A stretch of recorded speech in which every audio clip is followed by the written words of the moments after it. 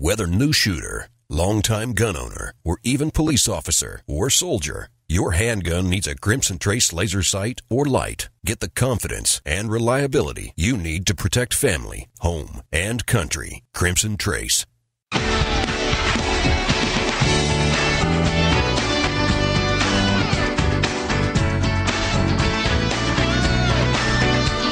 Welcome back to Gun Talk, broadcasting on almost 200 great radio stations across America. The #1 national voice in defense of your Second Amendment rights. To be on the air with Tom, call us now, 866-825-5486 or 1-TOM-TALK-GUN. Now, here's Tom Gresham. I love how people who don't know anything about guns write about guns and the gun industry. This is so much fun. By the way, I'm Tom Gresham. Thank you for joining us. It's Gun Talk. If you want to join us on the air, just give us a call, 866-TALK-GUN, or easier, really, just dial 1 and then Tom Talk Gun. Pretty easy. 1 Talk Gun. You can, of course, you can send me an email, tom@guntalk.com. You can join me through Twitter, @GunTalk on Twitter. I'm looking at this story in the Motley Fool. This is a website, a service that advises people on investing. This actually is today's story. Title is, "This Trend Could Spell Trouble Ahead for Smith & Wesson and Ruger." Of course, those being the two major companies that are publicly traded. You can buy stock in Smith & Wesson and Ruger. Firearms manufacturers have enjoyed a period of protracted higher production levels, leading to increased profits, but the good times may be coming to an end. Blah, blah, blah, blah, blah, blah, after years of heady growth, blah, blah, blah. And then it goes on to quote, this is just great. According to the Bureau of Alcohol, Tobacco, and Firearms, more than 10.5 million pistols, rifles, and shotguns were produced in 2013.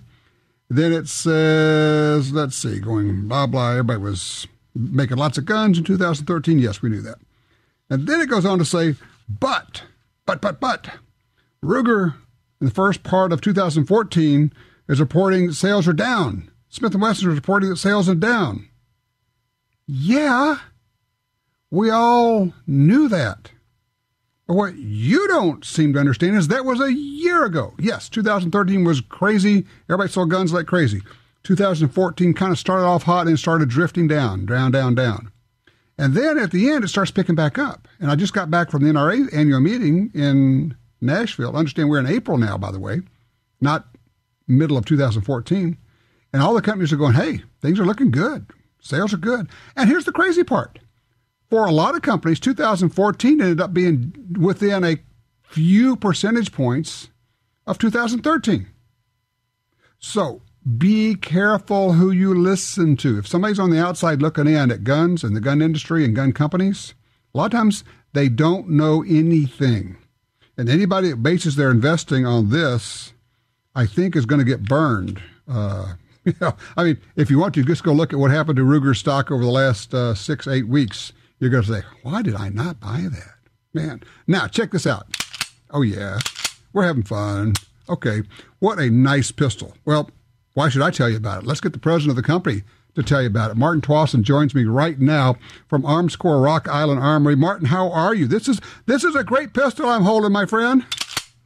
Which pistol are you holding? The TCM? Sounds pretty smooth. I am holding the TCM. I've got the TCM. It is so cool. Well, thanks for saying that, Tom. It's a fun gun. We enjoyed coming up with it. A little backstory from that really just came from a pile of junk on the side of one of the paths in the factory, with Freddie and I putting together a Wildcat round and putting it in a 1911, and then I shot it, and I just said, oh my God, when can we produce this? Okay, tell people what the TCM cartridge is, though.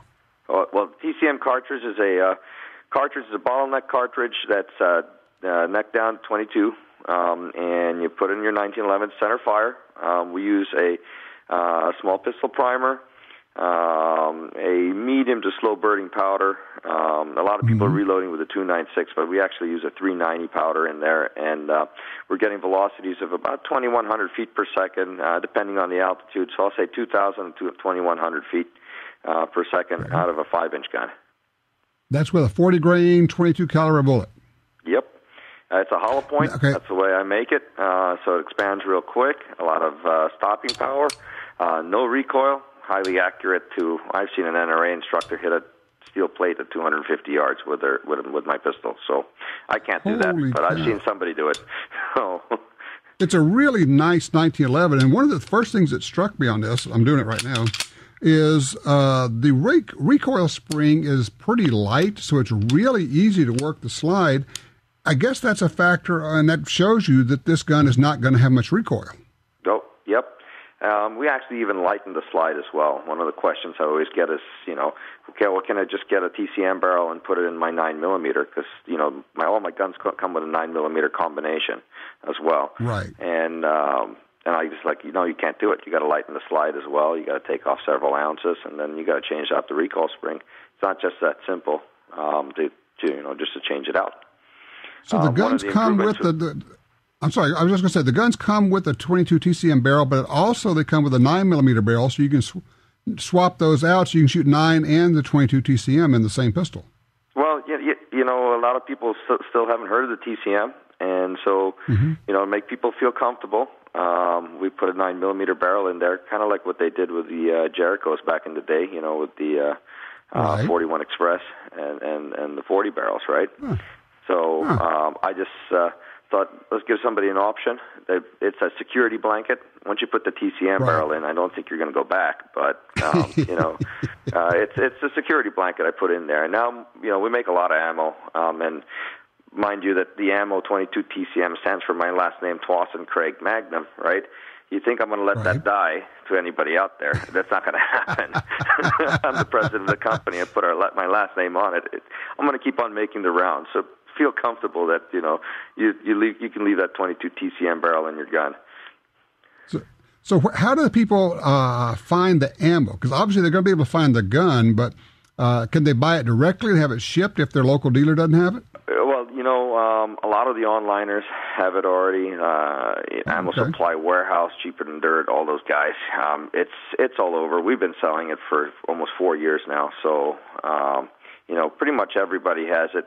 I do admit that there's a couple of times maybe where I'll make a few more guns than I am making ammo, but then we catch right up and find that right mix of delivering ammo and guns at the same time. Well, and I've handled a lot of 1911s in my life, and when I picked this one up, this one has, I'm not exactly sure how you put it, but you can just tell when you pick it up and you work the action, you go, this is a quality gun. The fit is there. Somebody who put this together knew about 1911s. I'd like to think my guys do know about 1911s. We only make more 1911s than anybody else combined. So. Really? Oh, yeah. I'm pretty sure. I did not know the numbers that have come out. Well, you were talking about 2013 and that boom. We made over 200,000 1911s that year. Well, let me ask you. I mean, you just heard me talk about this story from Motley Fool. Yeah, 2013 was crazy. Things kind of went down in 2014, but are you seeing it coming back up now? I see it coming back up, but you know what the key is? And even with Ruger and Smith & Wesson, it's new products. I think why I got hurt in 2014 is because I didn't come out with enough new products to keep people going into the stores, and that's what they did. Their revenue, 34% of their revenue at Smith & Wesson came from new products. So, for someone like me, now all I'm thinking about is new products. That's why we have the new round called the 22 TCM 9R that fits in all the 9mm handguns out there. So we're coming out with conversion kits for all the existing Glocks, XDs next, MNPs, you name it. If they've made several 100,000 units of it, I'll probably make a conversion kit for it. That is terrific. Now, we're giving away one of your pistols with GUNTALK. If people go to the website, guntalk.com/win, and I'm looking on the website, it's a TCM Rock Ultra FS combo. What is that? Oh, okay, the Rock Ultra. It's basically a more tactical pistol. We put G10 grips on there. It's going to have adjustable sights, high visibility front sight. And you said Ultra, right? Yes. Okay, so the Ultra should have the rails on there. So it'll be really nice. Compact grips. Is it an A1 or an A2? that you're giving away? Let's see. It doesn't say, but I think it's the one I got in my hands. Okay, it's pretty sweet. So, let's see. Let me see what it says on the box here. 1911 A1 caliber 22 TCM so pistol. You got a single stack. Okay. Yeah, that's the difference between my guns. A1s are single stacks, A2s are double stacks. So you get a 10 rounder, 10 plus 1, and magazines are also readily available out there. They should be. They're the metal form magazines. There's 38 super metal form magazines that are out there. I find that those work best because you get the 10th round in. Very nice. Well, it's a great pistol, and you guys are making guns like crazy. Where do people find out? I guess the website is the best place for people to go for information? Armscor.com. And Armscor, Armscor. It's without an E on the end. Armscor.com. Yep. And just go take a look, and then we've got a new chat function as well. So if you have any questions, you can go on there. Right now, we're only on a 9 to 5 Pacific Standard Time live chat, but hopefully by the end of the summer, we'll be on a 24-hour live chat. Sounds great, Martin. Thank you so much. Really nice pistol, man. All right, thank you very much, and you have a great Sunday. All righty, you too. All right, we're open lines now. What have you taken to the range? Tell me about the guns you have, maybe the guns you got handed down. Are you buying anything with an eye toward maybe handing it down? I was just looking at a couple of those. I'm thinking, yeah, I'm going to hold on to these. They're not going anywhere. All right, 866-TALK-GUN gets you in here. I'm Tom Gresham. It's Gun Talk.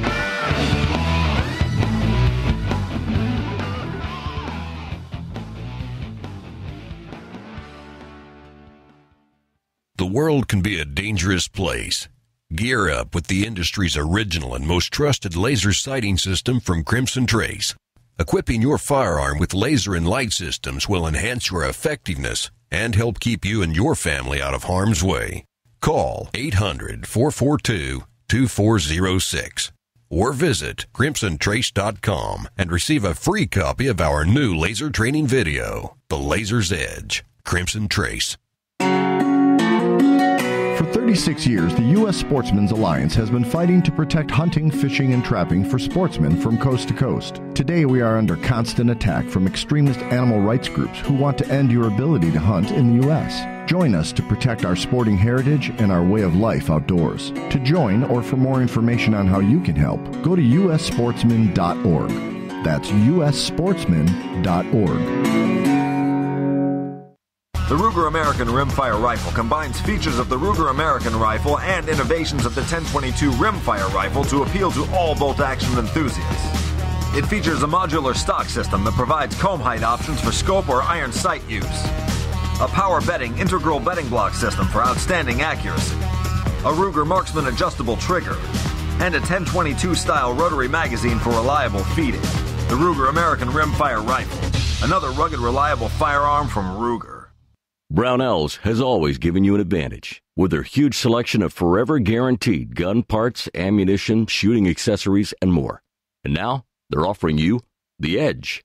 For just $49.95, Brownells Edge covers your standard shipping and any return shipping cost for 1 year. Brownells Edge members also receive discount expedited shipping and exclusive offers. Get the Edge today by visiting brownells.com/edge.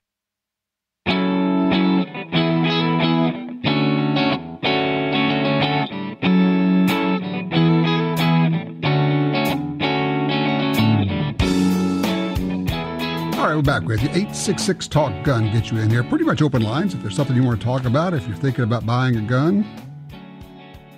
If you're thinking about carrying a gun, and of course, in a lot of states you have to get a permit, and more states you don't have to have a permit to carry a gun concealed. And in a lot of states you can carry openly. Just had a fella in I want to say it was a Walmart, I think it was. Somebody, he was open carrying, and somebody took a baseball bat and hit him, attacked him. He was able to pull out his gun and shoot this guy. He says, as I remember it. Question was, and nobody knows quite yet, was he attacked because the guy doesn't like open carrying? Was he attacked because the guy wanted to take his gun away? And, of course, as you might expect, it brings up the old argument of, are there any advantages to carrying openly as opposed to carrying concealed? Or maybe the other, flip it around, what are the advantages to carrying concealed? If you've tried it both ways or you made a decision to go one way or the other, I'd love to hear what your thinking was. Why do you carry concealed? Why do you carry openly? Or if you do both, how do you make that decision of which you're going to go with at any given time? 866-TALK-GUN. Scott's with us on line 3 out of Alma, Arkansas, I believe that is. Hey, Scott. Hello. Thank you for taking my call. You bet. I just have a question about the 22 TCM. I had called you about it some time ago. I really like that gun, and I'm wondering if they're ever going to make a polished stainless steel version, because I'm just not buying the blued version or Parkerized yet. I want a stainless steel, and I was wanting to know if Armscor is ever going to make a polished stainless steel version. I don't know, and I'm looking at their website. I'm actually not seeing any stainless steel guns at all. They've got some nickel guns. Yeah, they don't have the 22 TCM and stainless steel yet. I'm just wondering, while we had him on the line, if they're going to make one. That's the only reason I'm not buying right now. Now, let me ask you this. What is it about the stainless steel? Why do you want stainless steel? I like the way they look, and almost everything I have is stainless steel. Okay. Well, I mean, certainly liking the way you look is fine. Trying to think. You do have an option. You could get a similar look by having the gun refinished in some kind of other finish, obviously. It's not going to be stainless, but you could actually go with a corrosion-resistant finish that probably would actually be more corrosion-resistant than stainless steel. But again, that's extra money if you do that. So, I mean, I get that. Right. I don't know. I tell you what, I don't know if you heard him, but Martin, when he was on, he said that on their website, which is armscor.com, they are starting a chat feature, and you could go on there anytime during business hours in the day, and you could actually ask them, and somebody will pop up, and you could ask them the question, and you might get a direct answer from somebody at the company. Okay, that sounds good. All right. Scott, listen, I appreciate the call, sir. You take care. Tim's in Carson City, Nevada on 2. Hey, Tim, what happened here, man? Hey, I'll tell you what. I made a dumb, minor, well, turned out not so minor, but dumb little quick mistake in the kitchen, and ended up cutting my right hand, my right finger, and had to go get 7 stitches on it. And I'll tell you what, it really made me think. You've always preached that it's always good to do your weekend drills, and it just goes, I thought I'd just call out and say, hey, everybody, you always say it's going to happen to the next guy. It's never going to happen to me. And in the blink of an eye, you made a mistake, and now I got 7 stitches, and it's going to take days. I kind of feel dead in the water because I've not practiced those drills. I'll be the first one to confess, and it's because you just get lazy, and it's fun to shoot your strong hand, and that's that. So I just thought I'd... You know what it is, Tim? It's not fun to do things that are hard, and shooting weekend and practicing your draw and your manipulations, that stuff's hard. It's a lot more fun to shoot your strong hand and shoot nice tight groups. You go to the other hand, you go, man, I'm all over the place. I look incompetent. I feel awkward. It's just dumb. It's not fun. I'm sweating. But let me throw this out. Forget the accident that you just had. If you have to pull your gun out and you're fighting somebody, because that's the essence, that is the root word of gunfight is fight. You're in a fight, and somebody has a bat, a knife, or whatever. What do you think he's liable to do? He's liable to hurt your hand, your shooting hand, your gun hand, and you may have to pick up that gun with the other hand. Right in the middle of a gunfight is a real bad time to try to learn to shoot weak-handed. You are preaching to the choir. A reconvert. How's that? A reconvert. There you go. Well, here's my suggestion to you. You've got some good trainers in your area. Go get with one and say, all right, I get it now.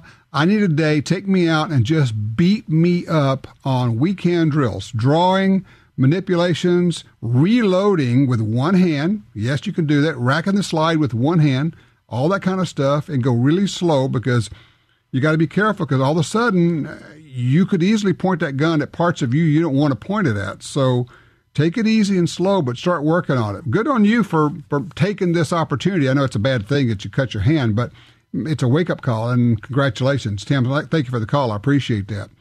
None of us likes to work on weekend stuff. None of us. It's hard, and it's not fun. That's why you go to a gun site or a Thunder Ranch or a Vada Group or a SIG Academy or any of the good trainers, because they're going to make you do that. And if you went to a 3-day school and they did not make you do that, can I say you didn't get everything you should have gotten. Let me put it nicely, okay? You didn't get everything you should have gotten. Monty's on line 1 out of Texarkana. Hey, Monty, how do you carry? Hi, how are you? I'm good. I'm enjoying your show. I just had a comment about concealed versus open carry.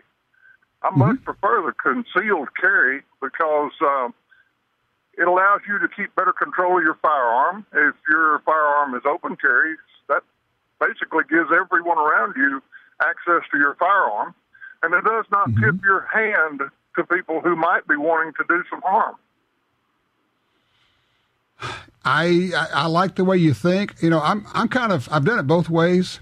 I like the comfort of open carry because I don't have to conceal. I don't have to have a cover garment. don't have to do all that. But eventually I got to where I didn't want to do it openly. I mean, I still will if I had to, but I'm like you. I said, why am I going to give away a tactical advantage by letting people know that I'm carrying? And I've just learned to accommodate the inside the waistband and all the stuff you got to do. So, but I appreciate that. Yeah, I'm with you, man. I support open carry. I have done open carry. For me, at this time, concealed is where I want to be. What you don't want is to be in the middle of someplace, a restaurant is getting robbed, and somebody says, hey, you with the gun over there, do something about it. My plan was to do nothing about it, let these guys come in and then leave, and then nobody gets hurt. Now you have forced us all into a gun fight just because you could see that I had a gun. There are a lot of other possibilities, but you know, the open carry guys have other arguments, so I'd like to hear those. If you open carry, why do you do that? If you conceal carry, how'd you come to that decision? If you don't carry at all, we need to talk. 866-TALK-GUN.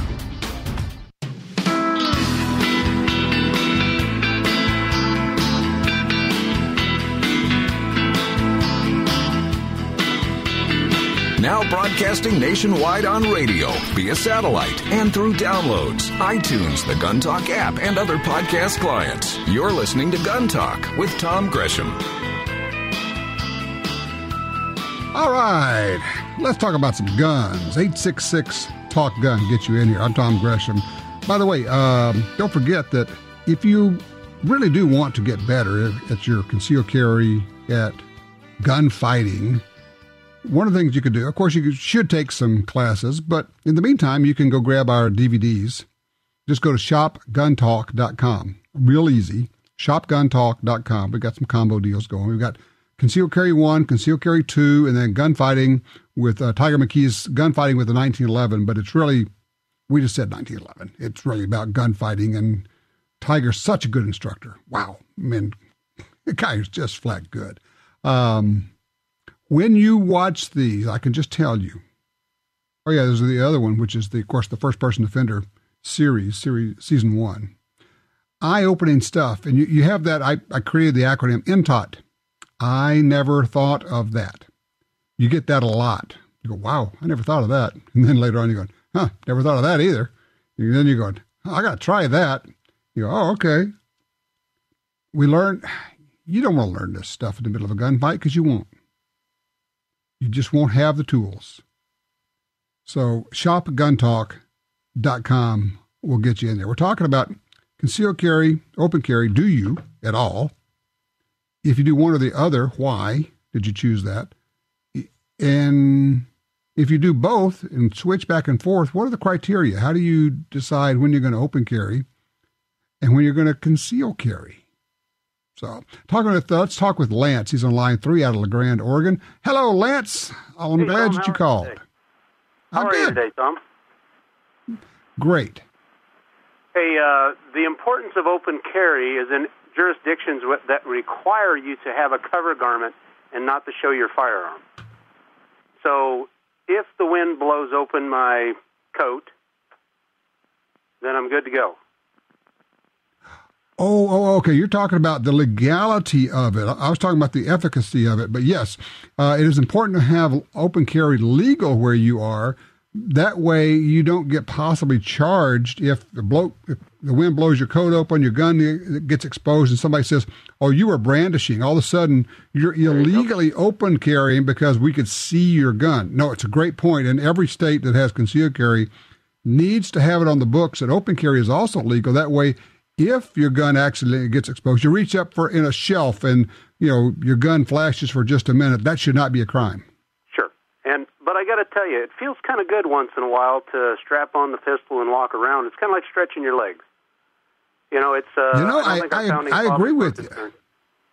Now, okay, let me ask you, when you open carry, this is going to sound weird, but you'll understand what I'm saying. Do you go with a different gun when you open carry? No. Same gun? I always carry 1911. Different holster? No. Inside the waistband? What do you outside the waistband on my belt.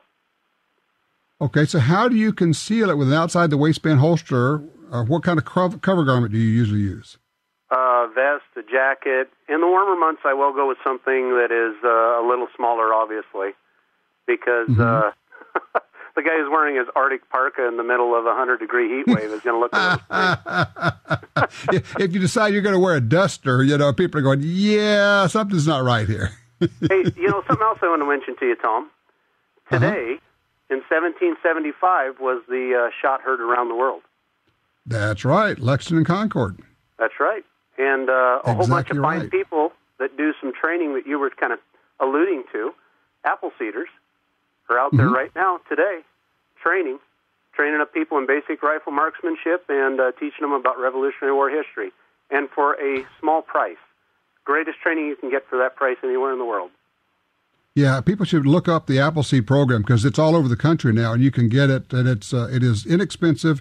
And here's what you get: you get not just firearms training, but you get some history with it, and they put it all together for you. Where you go, oh, okay, that's what that was about, and that's why it's still relevant. And then you come away with not just firearms training, but with a lot of good information. It's a great point. I appreciate you making that point for me. Les is in Saline, Louisiana, line 4. Hey, Les, you're on Gun Talk.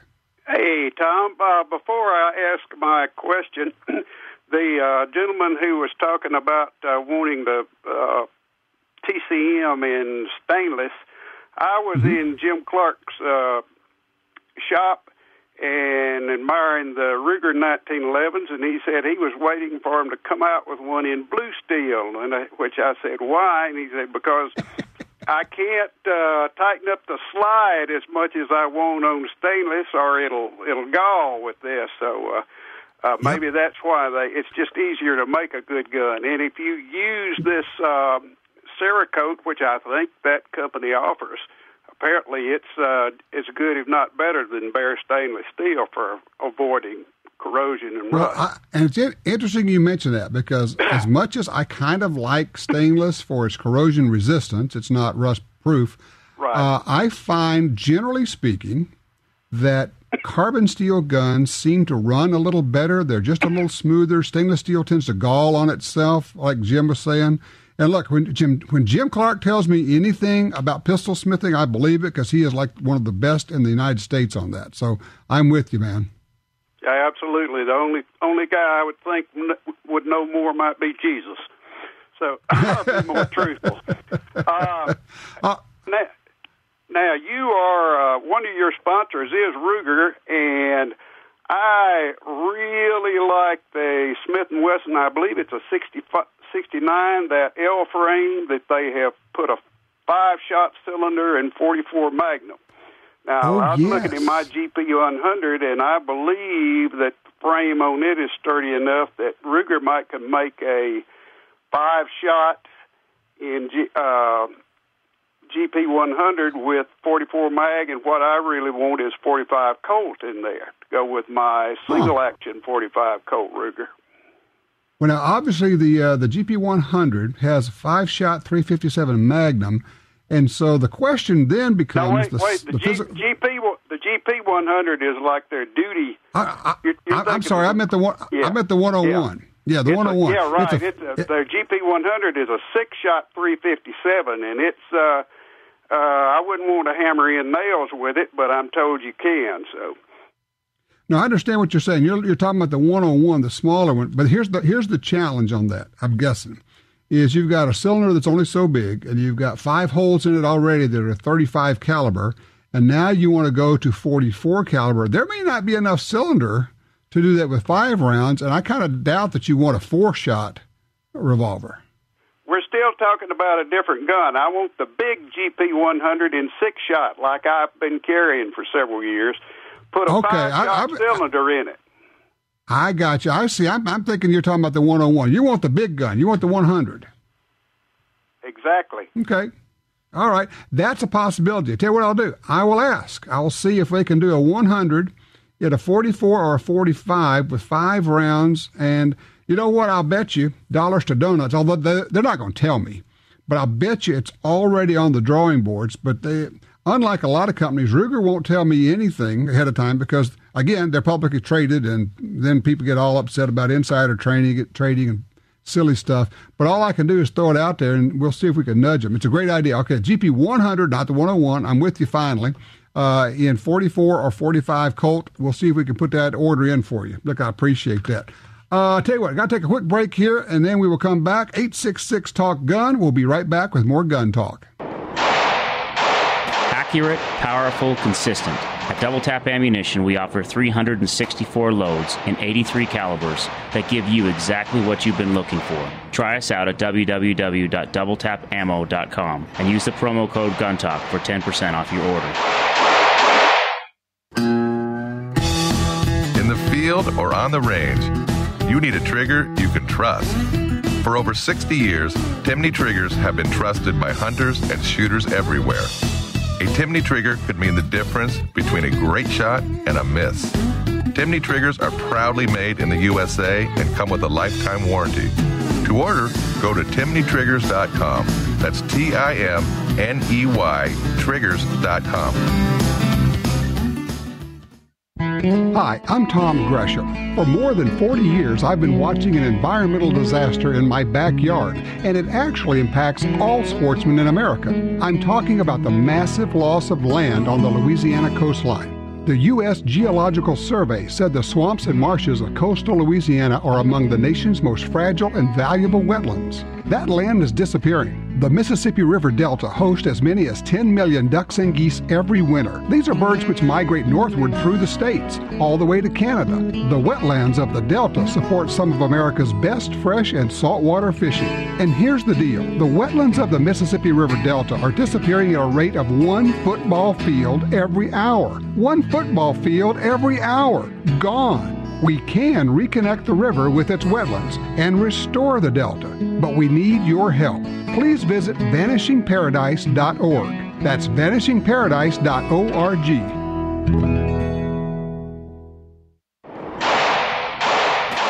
At Double Tap Ammunition, we hand inspect every round that we make, and we use only the best components to give you the best ammunition on the market. Try us out at www.doubletapammo.com and use the promo code GUNTALK for 10% off your order.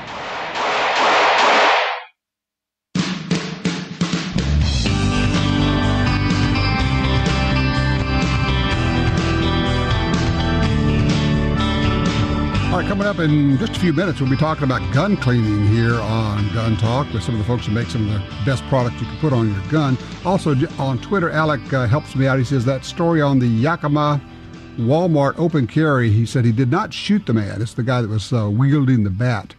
He said, so there you go. And thanks for the update on the GT20. By the way, if you didn't hear, I did throw this out on Twitter. If you have a GT20 on order, got the word from SIG. The first batch of probably about 50 guns should ship next week. We'll go to Dury's. They'll turn them around, get them out. Another 150 or so go out by the end of the month, and the last 100 by the middle of May, because it was, of course, a first-come, first-served deal. It has taken them just a little bit longer than any of us anticipated to get these out the door. And so to reward all of you for your patience in waiting for your GT20 pistols, the good folks at SIG have agreed to do something that I think is pretty incredible. They're going to include one more free magazine with the pistol.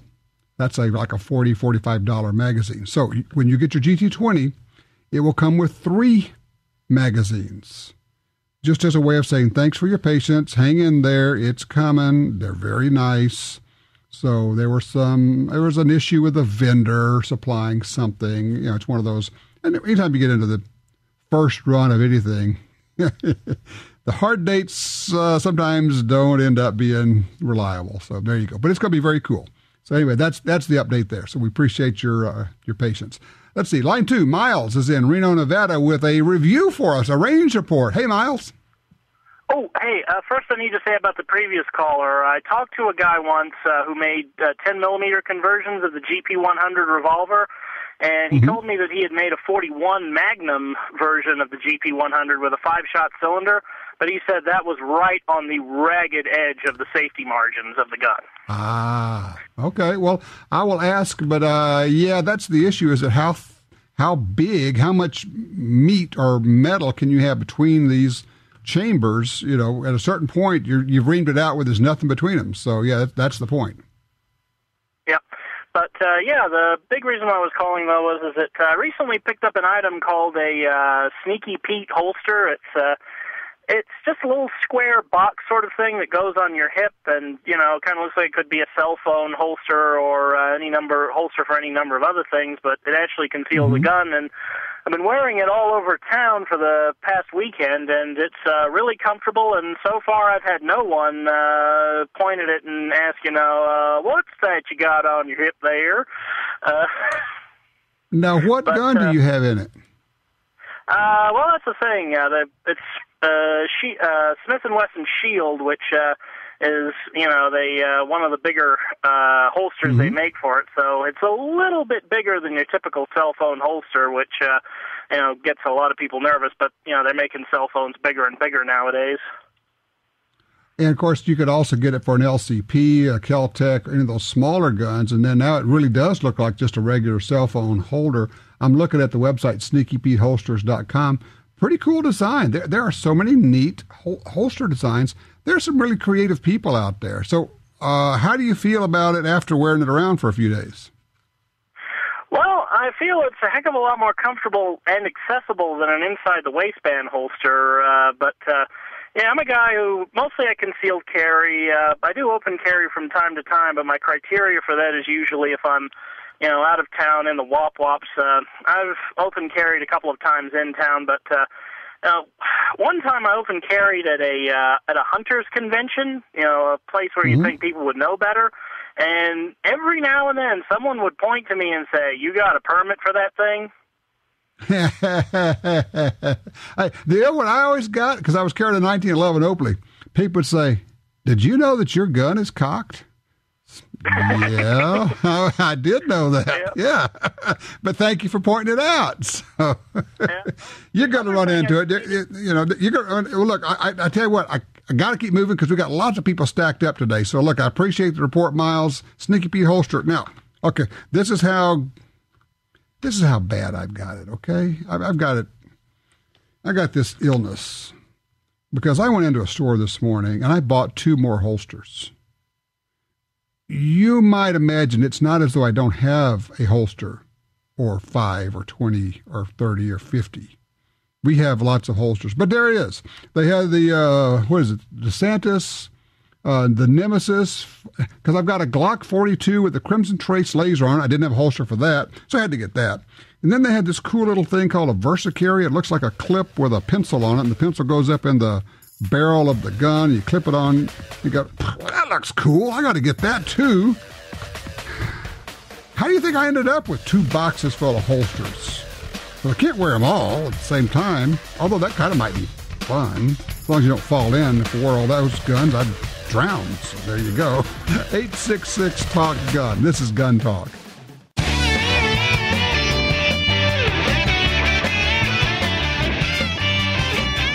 lots of stuff going on. We'll be talking about gun rights as we go along. Also, in just a few minutes, we'll be talking about gun cleaning, how to do it, what to use. Here's a question, oil or grease? When do you use oil? When do you use grease? Have you ever even thought about that? We'll be talking about that in just a few minutes here. Curtis is on line 1 out of Temple, Texas. Curtis, thanks for your call. How are you carrying? Hey, boss. I do kind of a little bit of difference as soon as they sign the law down here in Texas. Right now I'm carrying inside the waistband, but I'm always concerned that I'm going to get too much fabric if I ever had to pull the gun while I was actually needing it in a fight. And so as soon as they sign the law here that allows us to carry openly, I'm going to switch to an outside the waistband holster like a Serpa or a Blackhawk with good retention, because I'm a realtor and I'm always going to wear a jacket every time I'm working. I'm going to wear some kind of a sports coat. And so I'm going to move that outside, but then cover it with the sports coat. Okay, I got a tip for you. You may already know this. If you don't, put something of weight, a knife, 2 or 3 extra rounds, something in the coat pocket on the side where your gun is. That way, when you put your hand in and whip that coat back, it flips back farther and stays back a couple of microseconds longer and allows you to get a good draw without that coat getting in the way. Yeah, that's where I put my keys at. There you go. That'll work. The keys Perfect. For the car go in there. Yeah. Perfect. I picked that up from Bill Jordan in his book, No Second Place Winner. Great. Hey, if you talk to Ruger, ask Ruger if they would start putting out a bolt action like an American, some kind of a sporterized rifle, but bolt action, and put it in 7.62 by 39. I sell every one I can buy. I turn around and sell them through my gun store, and you can't buy them anymore. And if they would chamber that again, I think I could sell dozens of them. Now, did they do that in the American? Not in the American. They did it in I believe it was a 7.77. I have to go look at it. I've got one left that I refuse to sell. It's mine. But I tell you, I cut cards in half at 100 yards with it. Okay, so a Ruger American in 7.62 by 39 is the request. I like the sound of it. Well, the ammo is cheap, but it hits like a ton of bricks, and it's great. I've taken 3 or 4 deer with them, and hogs. You just tear up the hogs with them, and the ammo is 25 cents a shot. You can't beat it. Yeah, exactly right. I tell you what, I will pass that along. I'm also going to do a little look at, I'm not sure, I always have to remind myself to look at their dealer exclusives they have on their website, because sometimes you'll ask for something, they say, oh yeah, we already have that with Lipsy's or Taylor or Davidson's or somebody, but I'm not seeing that, so I think it's a good one to throw in the pot there and see if they can crank that one out. Good idea. Thanks. I appreciate it. I'll pass that one along. Excellent. Real quickly, let's go to Matthew on 4, guys. He's in Metairie, Louisiana. Matthew, stainless steel versus carbon. Yes, stainless steel is a difficult metal to work. It's gummier. It's got a higher coefficient of friction, and just all in around, it's a real pain in the ass metal to work. One of the reasons why the slides don't work as well, because the barrel is heating up, the slide's heating up, and it's sitting there trying to grip. Yes, they say it galls. It is kind of, it's sticky is really kind of how it is. When it slides over and you get a good hard carbon steel gun, it just feels slicker. Yeah, well, they've done a lot of work with improving the corrosion resistance of carbon steels. And stainless has stayed where it was at pretty much since about the late 1990s. Well, and I appreciate that. I know that it took them quite a while. I think Smith was the first company to make a handgun of stainless steel, the Chief Special, the Model 60, 38 Special revolver, and that got everything started. But I have always thought, particularly on semi-autos, that the carbon steel guns just felt smoother, slicker, and I think that about bolt-action rifles. I prefer a carbon steel bolt-action rifle over a stainless steel one. Now, if you're concerned about rust at all, you can send it someplace like Robar. You can get it corrosion-treated with electroless nickel or Teflon or something like that. A lot of ways to go. Tell you what, when we come back, we'll be talking about gun cleaning. Grease, oil, what do you choose and how do you use it? Coming right up.